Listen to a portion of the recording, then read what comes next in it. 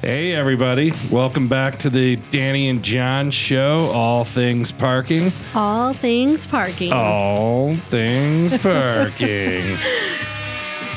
So, Dani, what are we talking about today? You know, we have had a lot of chatter around this. We've had a lot of requests.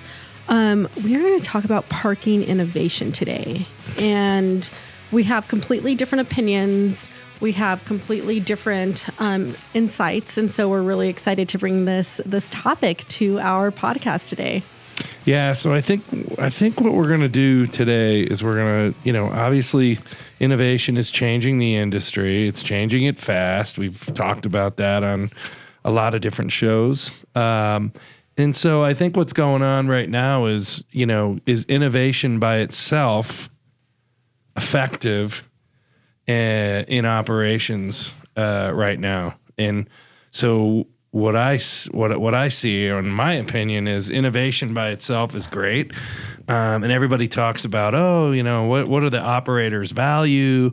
We've discussed that in different shows. We've had opinions from a lot of different people kind of downplaying the operators' value, which I disagree with in some sort of way, because I think innovation by itself doesn't replace that knowledge that the operators bring. And some of that knowledge goes back 60, 70 years. Yeah, no, I think that's a great point. And I'm really excited for this topic specifically because I would call myself a newbie to the industry, right? And you have been in the industry for a little bit. So I'm really excited. Oh my God, Dani's new to the industry. Let's give her a round of applause. Oh, wait. Our crowd was a little slow here. We fed everybody in the audience, and they fell asleep for a little while. Just hey, little audience, bit. Thank you. Yeah, thank you. No, a little new to the industry. And so I've, where I started and I think where the technology has, risen from where I started has been actually pretty incredible. So I'm really excited to hear your side of it as well and talk about the innovations that we the innovations in parking that we're seeing and how it differentiates from where when you first started. Yeah. So first and foremost, thanking the sponsors. The Parking Whisperer is on for another year, another season. I think we have Sun Signs. Sun Signs are a new parking sponsor. Cliff, the CEO, wonderful company, wonderful CEO. I love what they're doing. Super innovative with their technology, which is actually a really great leeway into where we're going. Azura Technologies, of course, on for a second year. Thanking our friends in the innovation in AI, bringing that into the parking industry. And PRS, 20 plus years of service enforcement and bringing that knowledge into the space. And we appreciate them. We couldn't do this. We got all this new equipment. We couldn't do that without them. So. And great innovation within a lot the of great enforcement innovation. space. We broke a microphone already. The innovation is so great. We broke a microphone, right? No, that's not a cheers. Don't cheers. Come on, crowd. That's not good. That costs us money. We don't want that. No, it was a show though when we broke the microphone. Yeah. Yeah, I think it's more like that. Thanks. Yeah. Thanks. There you go. Thanks. Okay, so innovation is changing quickly. I don't know. I remember. I don't know, 5-6 years ago, people still weren't taking credit cards. They were afraid to take credit cards. And so there are still a lot of operations out there that still really don't take credit cards. Wow. Can you believe that? I really can't. Really? So if you pulled up, okay, this is a great question. If you pulled up, you've been in the industry for a long time. If you pulled up to an operations and they said cash only, what would be your reaction to that? My first reaction would be somebody stealing somewhere along the way. whether they're trying to hide it from the government, whether they're trying to, there could be stealing all the way. We're not trying to get we're not trying to get political right now. No, I'm not trying to get political. I'm just saying somebody's stealing something somewhere. That's what you asked me to be, what I thought. I want your honest opinion. Yeah. So that would be my first honest opinion. So this is one of the things too, is when, I'm on site a lot of places and people are like, well, we still are a very heavy cash transaction operations. Really though? Are we? Well, I think it depends on the market. Like I think it depends on the market. I think where you're at, where your asset is, if it's a venue or if it's just, mixed use, whatever it is. I'm seeing a lot of answers, a lot of the answers to my question is, well, why are you cash heavy still? And a lot of the answers to my question is, well, because people say that they only have cash. And then my next question to that is, well, are you cashless inside? How are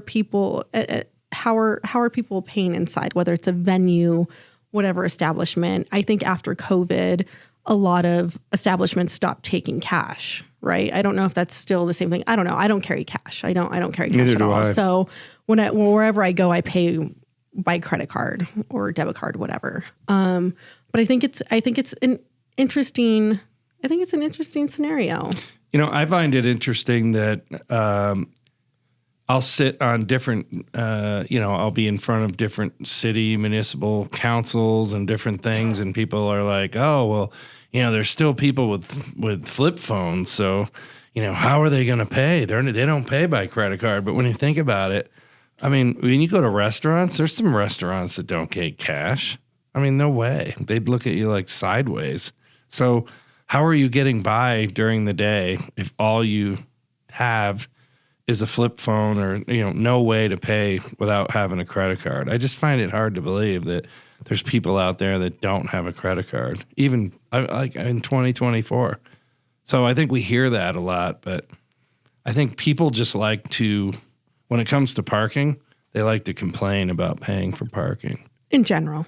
Yeah, they hate paying for parking. Do you see people trying to come in and pay for their citations via cash, or do people send you cash in the mail? I'm just Never. super curious about, like, when people say that they don't have like credit cards or debit cards and their only form of payment is cash. I would say it's not even a percent. I don't even think. I mean, it's probably happened once. I can't sit here and say nobody's ever paid for their parking notice, not a citation. Sorry, their parking unless it's notice. Municipal.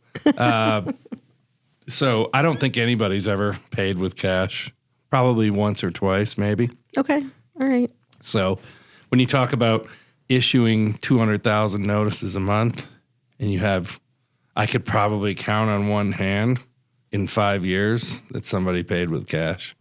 Literally. Yeah. I mean, in my operation days, it's funny because I used to do all of our notices for some of our municipalities. And whenever I would open the the mail and the notices, we got a lot of cash. And I was really shocked, really surprised to see how many people, because isn't it illegal to send cash through mail? I was just going to say, I don't think you're supposed to send cash through the mail. Right. But the other thing is people pay checks. Oh, I got way more cash than I did checks. Yeah, I've seen that dwindled because I don't think people know how to write now because of the technology. Right? Think about it. Do they even teach people how to write anymore? I have no idea. Do you know cursive? Of course I do. Well, I do, but I'm from a different time, John. Yeah, so yeah. I'm not like 10 years old. I don't think some people know how to write in cursive and stuff like that. I don't think it's a thing. Yeah. Well. So checks. I mean, how do you write checks? You don't know how to write. I don't have checks, but. Yeah, you don't have checks. Mm-mm. I do. Why? Who do you send it? Are you the person? Are you sending a check to yourself to pay for your parking notice? there might be somebody that, last minute question, thing. I know what you're going to say. You're going to go, why don't you just Venmo them or Cash App? Exactly. So we're talking innovation. Like we're talking innovation here. Like, why are you still stuck in the times with your old ass checkbook? I don't write a lot of checks.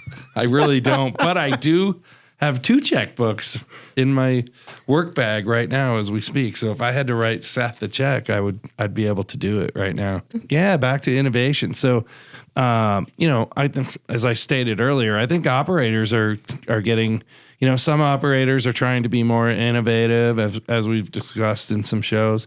But honestly, I think innovation without knowledge, operators have a lot of knowledge and it goes back a lot of years. And so they have a lot of different experiences. They got a lot of, and they've evolved over the years with innovation, but they're also exposed to many different operations. So they know risks, they know the best technologies. Some operators understand that they're not a technical company, so they get to pick based on their experience in the operations, the best conglomerate, the best collective group of technology together to come to have the best outcome. And I think they understand how to reduce risk for their clients. No, I understand what you're saying and where you're coming from, but at the same time, I don't think that, what I do now, I think being technology agnostic is huge, right? Because I don't think that there is 1 or 2 or even 3 technologies that do everything that we need in an operations. And so even if you're an operator and you're bringing your technology in, can it do everything that your that your client needs, right? From a payment standpoint, from an enforcement standpoint, from an AR, AP, any like just collectively from a tech perspective. So I think that's slowly where our industry is evolving. There will be eventually, and I think that's what Metropolis is trying to be, is to be that one platform that can service the entire property and bring that innovation at all levels, right? And so I think the industry is trying to evolve that way to make it so. And I think that they're trying to evolve that way, but are we doing a good job of evolving to what our clients need?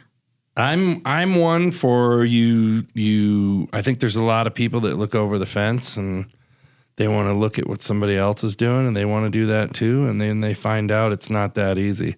And I think that's what makes a successful business is you focus on what you're good at. I agree. So I if you try 100% to put agree. You focus on what you're good at. Yeah. So if you look at a parking operation, there's a lot of complexity and there's a lot of different moving pieces to parking and transportation. So to think that you're going to apply one, this is just my opinion. If you think you're going to just apply one technology that's going to solve the problem and you can eliminate everything, I don't see that happening anytime soon. Oh, I agree. That's what I was just going to say. I love my gate friends. What does that mean? What are who are your gate friends? I have a lot of gate people that work at the gate companies. These are great people. Like, are you talking like they're innovators in themselves too? But what I'm talking about is, it seems like whenever I go and I see these places that are automated with gates but no people, there's always a line of cars and there's always a gate that doesn't work or a machine that doesn't work. Like, it's all the time. Honestly, I'm not just I'm not just saying it because I'm happen to be involved in a gateless innovation company, but regardless of if you want to talk innovation, I think gateless is where we're going. There's a future of parking. I agree with that. So Gates what happens? So then think about this. Then if we are going gateless, what happens to the companies that provide customer service through intercoms? Is there going to be a need for them? Yeah, I don't think that because you're removing gates. So how does that work then? Because traditionally right now, those companies kind of service garages that deal with broken no, equipment, and they let people out. See, and that's people, the old school way of thinking about really? things. Wow, right? I'm old school. So. That's the old school way about thinking about things. You don't have to have. Woo! Danny just pointed out I'm old school. Thanks, everybody. No, like I think you can still have. I think that there should still be services in garages that provide customer service, like real live, like Parker Technology, right? You don't have to have them at the entry or exit. You can have them throughout your garage. That doesn't mean that you have to stop at the exit to interact with anybody. If you have a question, there should be a POF or, for people so who on like a surface pay on lots foot. Yeah, absolutely. Like and that. maybe, I think you're onto something, Danny. Yeah. Have you talked to those guys? Are they going to give you a royalty? Brian, we'll talk to Brian when he's here from Parker. Tell me about that. We're lucky enough to be able to have Brian from Parker Technology on our podcast in the near future. Oh, so we're going to have another podcaster in our industry. We are on a podcast. And it is, and I think we're going to be on his too, right? And it is Brian Wolf from Parker Technology from Harder. Great guy. Wonderful guy.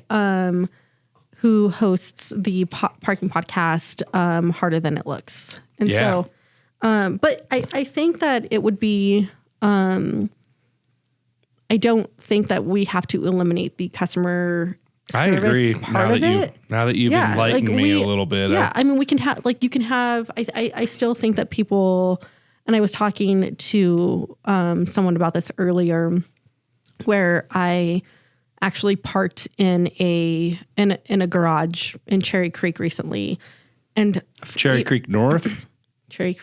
Yeah. And I think it was a mix of technologies from two companies that have recently merged. And I remember driving up, there was no pay station at entry. There was a rate board. I drove into the parking garage and parked. There were literally no signage.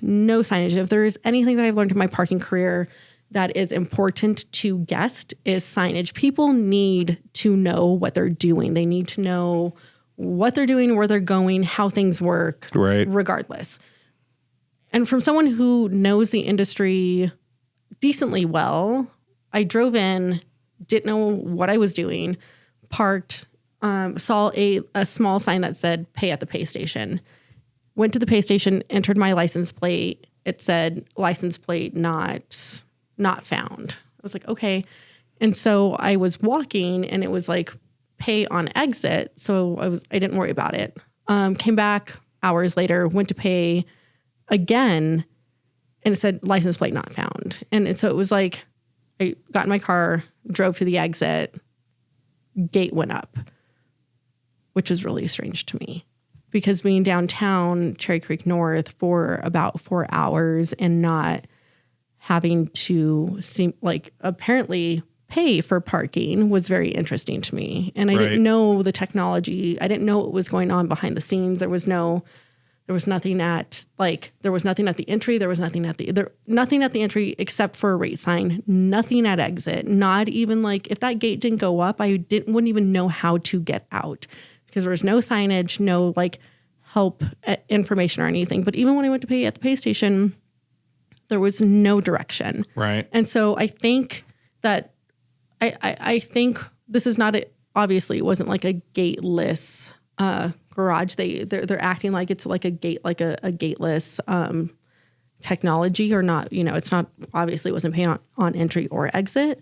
But I think that there is an opportunity there to still have some like Parker technology within the garage, right? If anyone has questions, you can go to this kiosk. You can go to this. You can go here. I think they should sponsor us today. I think they should. I'm going to send them a bill. But like how many? Like I don't know how many times it's been that you've. I can only imagine. Like I'm in the industry, and I have like parking anxiety, right? Where you're like, oh, what do I do? What if I pull up and the gate doesn't go up? And that was my immediate thought. What if the gate doesn't go up? What am I going to do? I think it's a great opportunity. Yeah, it's a great opportunity to identify issues. right? Right. Well, because people are used to the kind of like the old school way of gates.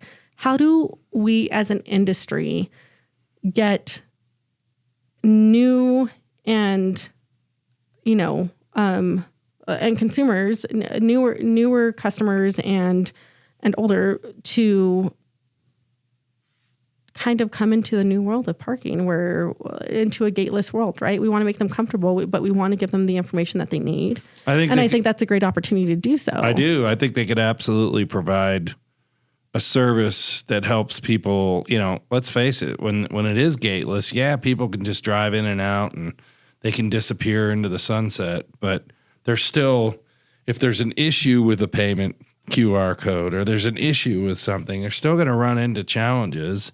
And then they're going to have a notice later on, which doesn't do anybody good. 100%. Doesn't do anybody good because then there's going to be complaints about, I got a ticket, but your equipment didn't work, or I got a ticket, but I didn't know how to pay, or I got a ticket and there wasn't, a notice. The signage wasn't good. So all these things can help identify so you don't write or issue a bunch of erroneous notices through the technology. So I think you bring up a good point. Yeah. I mean, I'm from the industry. You're an innovator. I still didn't know. And so I'm like, am I expecting a notice in the mail? Absolutely. Will I appeal it? Absolutely. But why would you appeal it if you were, what if you were wrong and you just didn't want to pay? I mean, if a technology doesn't work, how do they expect me to? So I did that recently. I got a notice somewhere.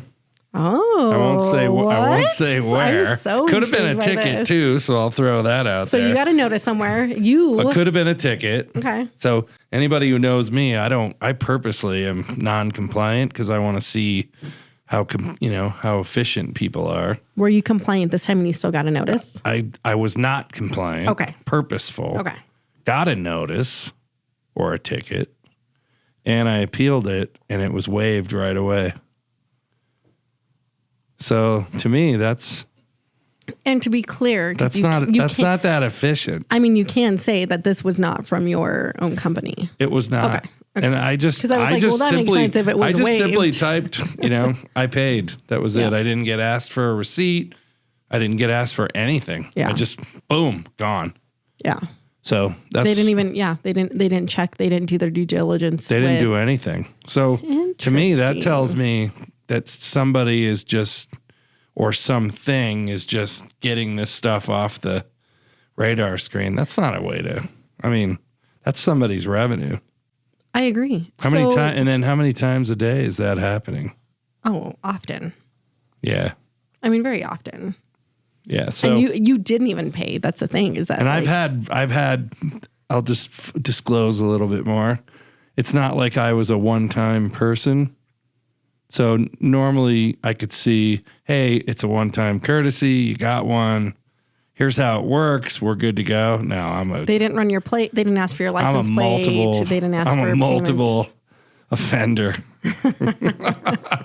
I'm a multiple offender of yes. I have a lot of outstanding parking notices. It took me literally about less than 30 seconds effort. Got back to my desk. Got on this website and just said I paid. And that was it. And then literally within several minutes, I got a response saying it's a one-time courtesy. Well, what about the other 20 that I didn't appeal? It's interesting. Yeah, huh? No, that is very interesting. Very interesting. So with that, where do you think that So when somebody tells you, I'm going to give you a better percentage, is that better percentage of revenue to you? Let's say you own that property. Is it worth it if the operation's like that? No. No. You're going to make more money with somebody who's got it all buttoned up, right? I agree. Yeah. Oh, for sure. We know who's buttoned up, John. We know who's buttoned up. We know who's not. No, I don't. I'm not self-promoting. There's a few people. I know. There's a few people that are buttoned up, but there's also a handful of people who are not. So yeah. Well, it is interesting. I'm a lot like you, where I go to different markets and I test out the technologies, right? Like that's a part of my job is finding what is going to work, what works, what doesn't work, and what is going to work in different environments.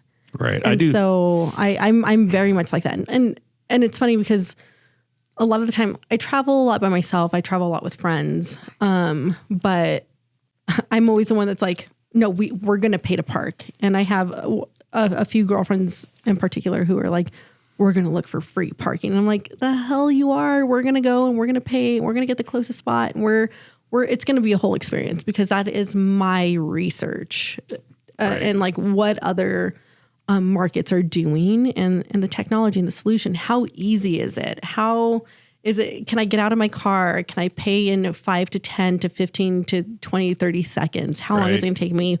What's the closest spot that I always offer cash, which is really funny in a non-cashless operations. I always offer cash. Right. And I'm like, can I get, what is it going to cost for me to park VIP?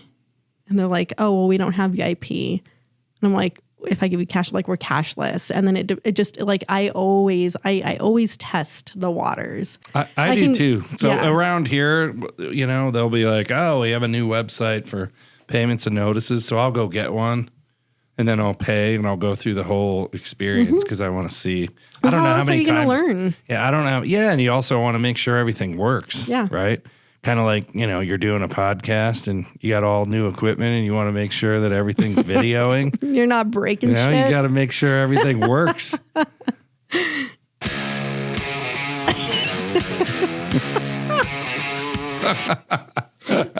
You want to make sure everything works. Yeah, right, Seth? No, I'm kidding.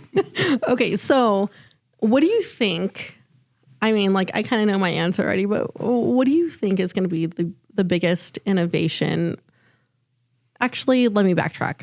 What has been the biggest innovation since you started to now? What is, besides like AI, but what has been the biggest innovation today that you've seen come to fruition? So, I don't think AI has even touched or made an impact on our industry yet, because obviously there's still people talking about how it hasn't even hit our industry yet, which, so I don't think it's made a huge impact, because right now there's a lot of confusion with license plate recognition versus AI versus bunch of other technology. So can you break it down for our listeners what it is so that they understand the difference between AI and license plate recognition, aka LPR? Sure, but before I'll answer your first question. So I think the biggest thing that has changed the industry innovation-wise was honestly pay stations,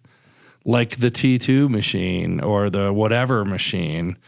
I mean, we had meter boxes up until, that's people folding up cash. There was no way to take credit card. People didn't take credit card. It's interesting because we've all of a sudden accelerated our industry with innovation, but it took so long to get there. So I think just having a pay station, be able to go out there and give customers receipts, insert a credit card as a method of payment, and get a receipt back, that had the biggest impact on our industry to date. And so what's going to be the honor box, that was like the first gateless system, right? Yeah, like it was the honor typically box. Surface lots. Right. You don't see this in garages. And then you saw that the honor box go from honor box to pay stations. Right. And then you saw garages, some people put pay stations where there were cashiers. Right. So I think the pay station has made the biggest impact in our industry in the last 25 years. And the real question is, what is coming that's going to make the next big impact where, when I'm sitting here looking at you and I'm retired and you're still working and you're just still podcasting? Yeah, I'm just podcasting.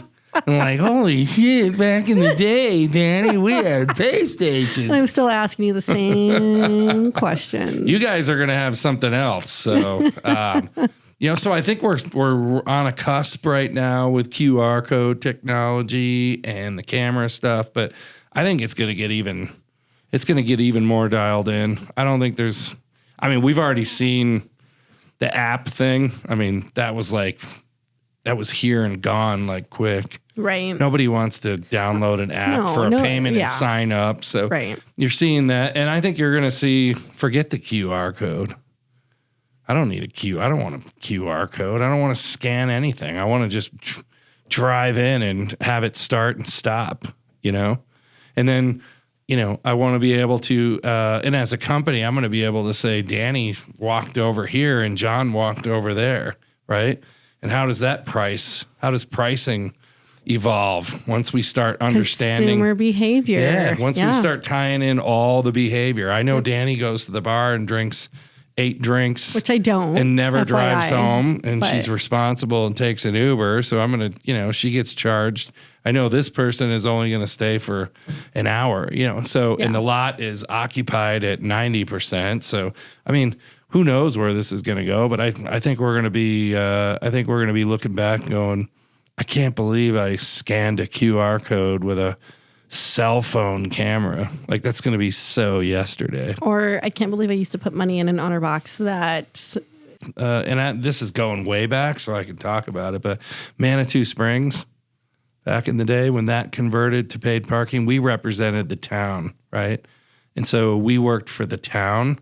And when the town implemented paid parking, I mean, I had to tell my old boss, like, we're not wearing suits to the city council meeting. No. Like, we're the people from Chicago. Like, literally people screaming out, going, the Chicago people coming in here, taking our money and bringing it back to Chicago. I mean, we were the enemies. And, how do you tell certain businesses that it's not the paid parking that is the reason your business is failing? Like, it's your business model. And that's a pretty hard, I'm not gonna get up and say that in a city council meeting. You'd probably like to. If you're selling beads out of a brick and mortar store in Manitou Springs, paying rent every month, you're in 2020 or 2019, 2017, even going back to 2010, you probably should think about getting out of business and go and do something else. Well, I mean, right? I think that there are a lot of different things that kind of, especially in small mountain towns, right, that are important to businesses, and a lot of them don't realize is that you only have so much space, right? You only have so much space to accommodate not only your guests, but your employees and your residents. And there's not a lot to expand to, and how to manage that is where the professionals come in. And it's not about revenue. It's not about making a ton of revenue, but it's really about accommodating. It's about trying to accommodate every different parker, right? And we want to build businesses. We want to make sure that customers can get to their destination. If I had to give them advice, I'd just say, look, I'm going to give you 10 minutes of free advice. Here's a glass of champagne out of a paper cup. Go build an awesome website, do a little SEO.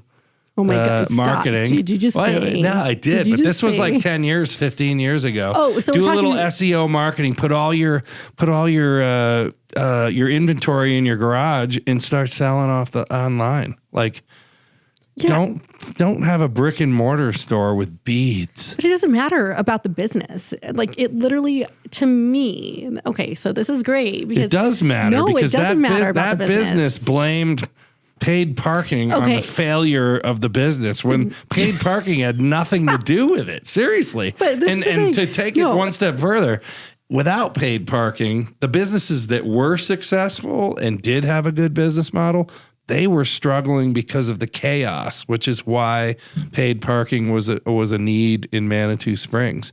The coffee shop guy loved it. The marijuana store loved it.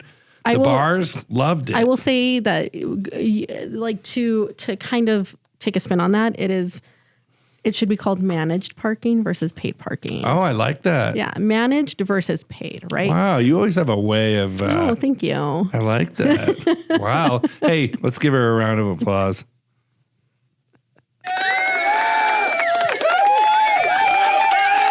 Oh, quiet down. Oh, my God, they're getting louder. Woo! Okay, quiet down, everybody. It should be called managed parking versus paid parking for a lot of different reasons because we're trying to manage a problem. We're trying to manage an issue. What problem are you trying to manage? The capacity. There's not enough. The demand. The versus... capacity. The demand versus and the capacity. Right. We don't. A lot of. And we're talking about when we say mountain towns, we're talking about because John and I are both based out of Colorado, out of Denver, and so we've both have done work in some. It's not just Colorado. There's other mountain towns. I know, but I'm saying like our experience. Mostly my experience has been in Colorado, and we see a lot of very, very, very high demand with a lot of with not a lot of capacity, and so. We go to calling it managed because and having to implement a fee in small mountain towns specifically because if you don't manage it, it will be abused. I couldn't agree more. Yeah, and it will be abused. And that's the thing is that like whatever it is you find that whatever store you're talking about. Okay, I get it. They probably blame this on the managed or paid parking program that you want to call it because nobody could get to their store. Maybe they didn't want to come after, the people who knows why, but it's not about the paid parking program or the managed program is why they went out of business. And a lot of people will blame a lot of their business issues on a managed parking program when it actually does the municipality and not just the municipality, but the residents and the business owners. It does them so well. It actually provides cover for the ailing business that's in trouble because without a paid parking program, you have all the successful businesses, you have all their employees, which are probably bars and restaurants. Let's face it, they're packing up the parking all day on street. Yeah. So you got that. And so there's nowhere to park. And so I don't have a space and it's chaos. I'm not stopping anywhere in that town. Oh, absolutely. Although there are businesses that I don't care. I'll drive around for 20 minutes until I find a spot because I'm going there. And I won't. That was Maggie's Farm. Oh, yeah. The pot shop. Those people they'll walk a mile. Back then for that store. So they could have cared less whether there was paid parking, no parking, whatever. People would have parachuted in from. I'm different because I'm like, if I can't find parking, I'm not. I agree. Stopping. Most people don't understand that. Like I'm not like, and one of the reasons why you want to, a managed parking program is essential to smaller towns is because you want to make sure that you're giving back to your to wrap my entire point up. You want to make sure that your customers have a place to park and your employees, although your employees obviously are the heart of your business and they help you run your business. They're not taking your parking spots out front because they should be reserved for the paying customers, which essentially you got to turn tables. You want to make money. You got to turn tables. You got to get people in. If there's not a place to park, you're not going to get anybody in. You're not going to make money. Absolutely. So, I don't know if we've done this, but since it's the beginning of the season, like what are your goals for 2024, Dani? Oh, like personal goals, career goals. We can talk about it all. So just, I don't know. And maybe, it's funny because I think I probably mentioned this. I don't know if we talked about this in season 1, but I'm really trying to get better with my time management. Oh. It's big. Personally, professionally, actually professionally, I'm decent with it. My time management is something that I am really trying to work on. And I'm really, it's kind of it's a new year. It's a new me. I'm like, what's new about you?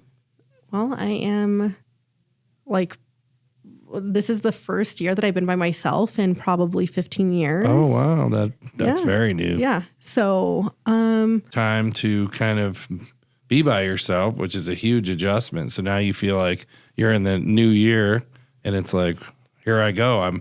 I'm kind of a little bit acclimated to it, and you're feeling pretty good. No, I'm not acclimated by any means to it. No, I'm really, I'm trying to find new light, new space in my personal and professional life. So I'm really excited about that.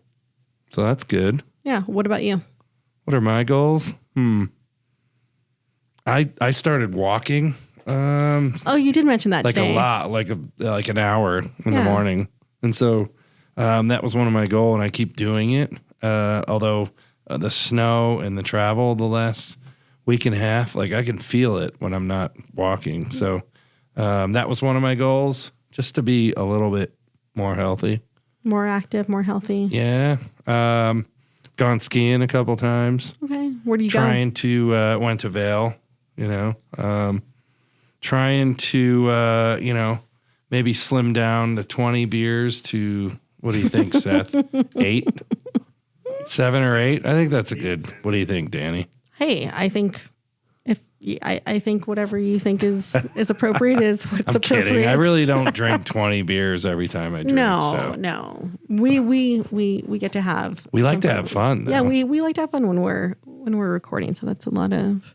One of the goals is to hope, to try to build this show and the listeners as we did last year, and hopefully provide people with some entertainment, and maybe by accident, somebody might go, that's a good idea, or I've learned something. I'm going to use that. It's funny because this is we're coming up on our year where we talked about this. And it's crazy to think that we are in season 2 of the crazy idea that we had a year ago to do this. And so that was a View House moment. No, we talked about it. That was at the expo. It was at the expo. Yeah. And we were like, oh. And then I remembered. Like, it would be so funny. You guys should have a podcast. And we looked at each other and we were like, holy shit, we should probably have a podcast. And I think I saw Seth in there doing one. Yeah. And I got his card, and then it was all downhill from there. I mean, let's be honest. It's been uphill. So yeah. Now you have a neon sign. We do. We have a neon sign, and I can, that can be any color we want it to, but it matches our green. So it's been very exciting. It's been. I mean, we're seeing. Yeah, season 2. Here we go. I think I'm pretty happy about where we're at. So I'm having a lot of fun, Dani. And I hope everybody out there is having fun too. Go to www.parkingtalk.com and you can listen to, or on any of the. You can listen to us on Spotify, Apple, any YouTube, any of the online platforms. We would love to hear your thoughts. Please give us a rating. We would also love to hear if you have any opinions about what you would like for, any topics that you would like to hear. Please let us know. Yeah. Like any ideas, info@parkingtalk.com. Send us an email. We would love to hear from you. Yeah. And if you're, if you're thinking about sponsoring, send us an email. We've got about 15,000 followers right now. So, we'll bring you some business. And then, of course, thank you, Parking Whisper. Thank you, PRS. Thank you, Azura. Sun Signs. Couldn't do this show without you. We appreciate you all. And thank you to all of our listeners. We appreciate you, and we'll see you on the next episode. Thank you.